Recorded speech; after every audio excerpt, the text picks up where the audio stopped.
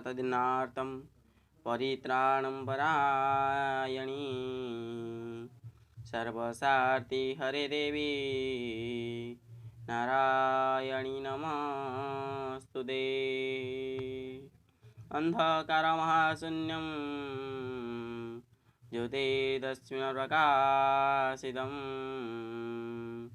आद्यासक्तार्धमात्रा च ओंकाररूपपूरितं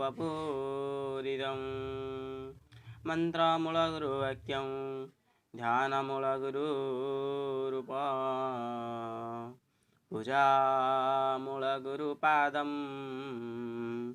मुख्यमूलगुरुकृपा।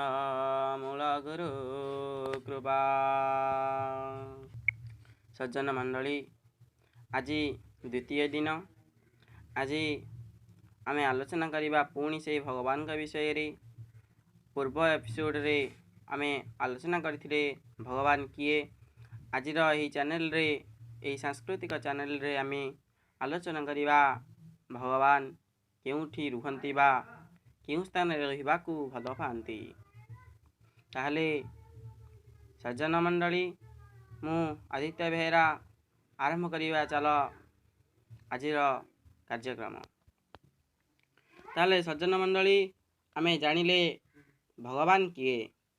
एबे जानिबा सही परम ज्योति स्वरूप अनंत शक्तिर अधिकारी परम ब्रह्म परमेश्वर केउठी रुहंती।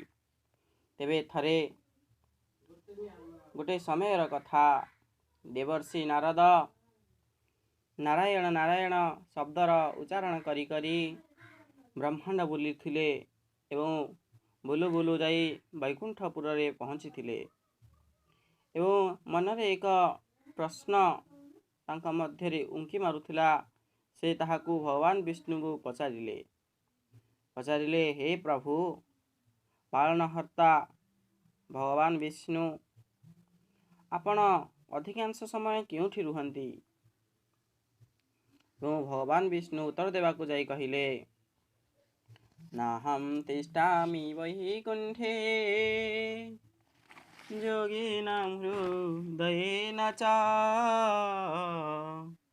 मद्भक्ता यत्र गायन्ति तत्र तिष्ठामि नारद। अर्थात हे नारद, मु वैकुंठपुर रे रही न थाए कि जोगी मानक हृदय रे रही न थाए। नारद बहुत चिंतित हो गले एवं पचारे, प्रभु आपण जदि वैकुंठपुर रे रही न थांती कि जोगी मानक हृदय रे रही न थांती, तेबे आपण प्रकृत रे केउ स्थान रे रही थांती।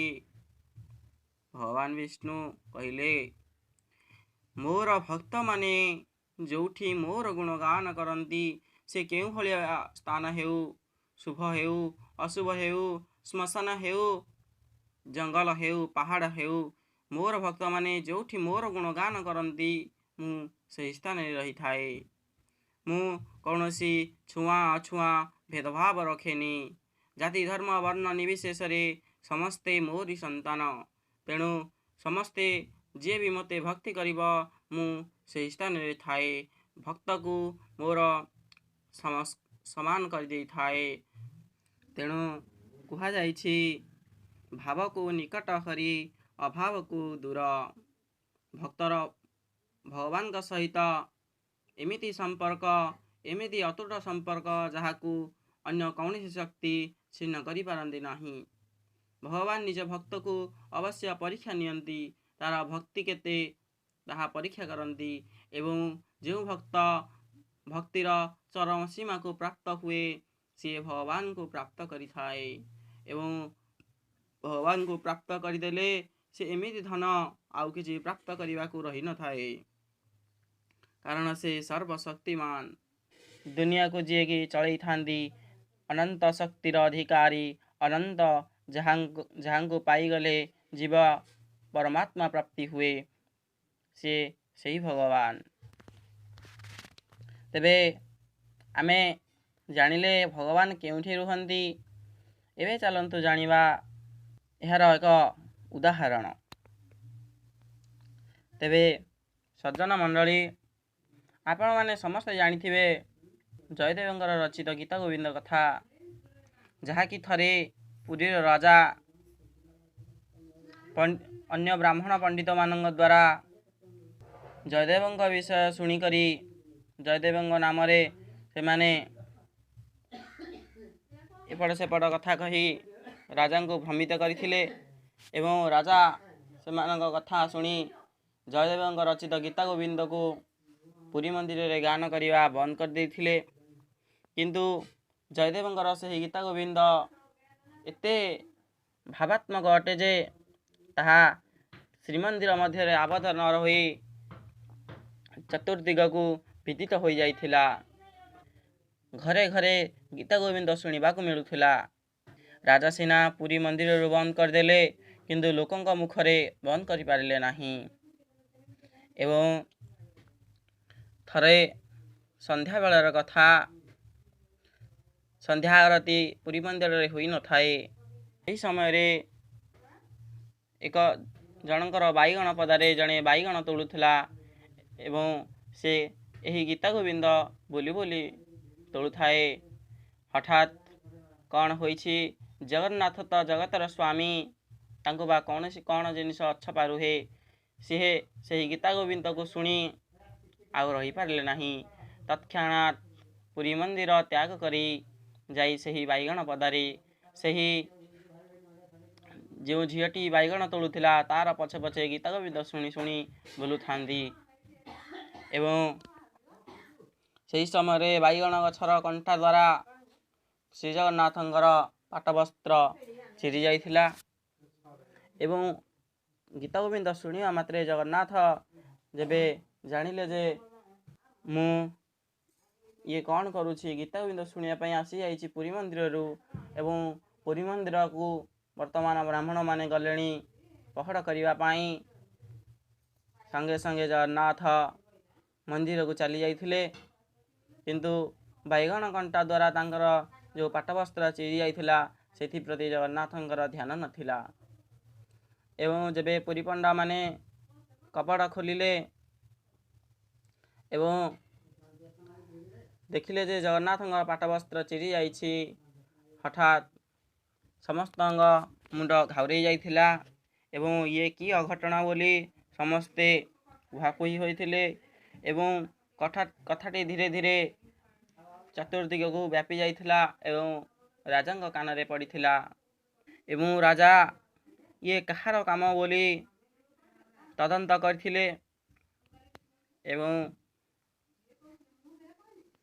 ତଦନ୍ତ କରୁ କରୁ ଜାଣିବାକୁ ପାଇଲେ ଯେ ଜଗନ୍ନାଥଙ୍କର ପାଟବସ୍ତ୍ର ଖଣ୍ଡେ ଏହି ଯେଉଁ ଝିଅଟିର ବାଇଗଣ ପଦାରେ ଲାଗିଛି।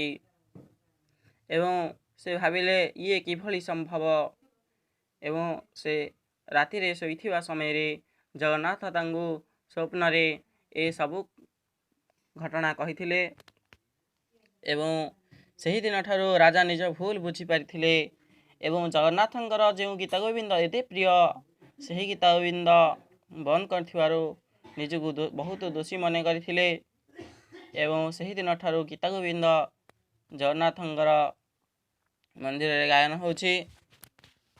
ତେବେ ସଜ୍ଜନ ମଣ୍ଡଳୀ, ଆପଣମାନେ ଦେଖିଲେ ତ ଭଗବାନ କେଉଁଭଳି ଭକ୍ତର ଅଧୀନ ହୋଇଥାନ୍ତି। କିଭଳି ଗୀତା ଗୋବିନ୍ଦ ଶୁଣିବା ପାଇଁ ଶ୍ରୀମନ୍ଦିର ଛାଡ଼ି ଯାଇ ବାଇଗଣ ପଦାରେ ପହଞ୍ଚି ଯାଇଥିଲେ। ସେ ଯେଉଁଠାରେ ତାଙ୍କର ଗୁଣଗାନ ହୁଏ ସେହି ସ୍ଥାନରେ କେଉଁଭଳି ପହଞ୍ଚି ଯାଆନ୍ତି। ଏହିଭଳି ଅନେକ ଦୃଷ୍ଟାନ୍ତ ରହିଛି, ଅନେକ ଲୀଳା ଭଗବାନ କରିଛନ୍ତି। ଯଥା ପଞ୍ଚସଖାଙ୍କ ବିଷୟ, କେଉଁଭଳି ଜଗନ୍ନାଥ ନିଜ ଭକ୍ତକୁ ମିଳୁଥିବା ଦଣ୍ଡ ନିଜ ଦେହକୁ ନେଇଯାଇଥିଲେ। ଯଶୋବଧଙ୍କ କଥା, କେଉଁଭଳି ମର୍ତ୍ତ ବଳରାମ ଏବଂ ଜଗନ୍ନାଥ ପଣସ ଖାଇବା ପାଇଁ ଯାଇଥିଲେ ଏବଂ ମର୍ତ୍ତ ବଳରାମକୁ ମଧ୍ୟ ପଣସ ଚୋରି କରିଥିବା କାରଣରୁ ଦଣ୍ଡ ମିଳିଥିଲା ଏବଂ ତାହା ଜଗନ୍ନାଥଙ୍କ ଦେହରେ ଲାଗିଥିଲା। ଏବଂ କେଉଁଭଳି ମର୍ତ୍ତ ବଳରାମ ବାଉରୀ ବ୍ରାହ୍ମଣକୁ ପଣ୍ଡିତ କରିଥିଲେ, ଯିଏକି ଏକ ମୂର୍ଖ ଥିଲା, ଗଣ୍ଡ ମୂର୍ଖ ଥିଲା। ତା ମୁଣ୍ଡରେ ହାତ ଦେବା ମାତ୍ରେ କେଉଁଭଳି ସେ ପାଣ୍ଡିତ୍ୟ ଲାଭ କରିଥିଲା।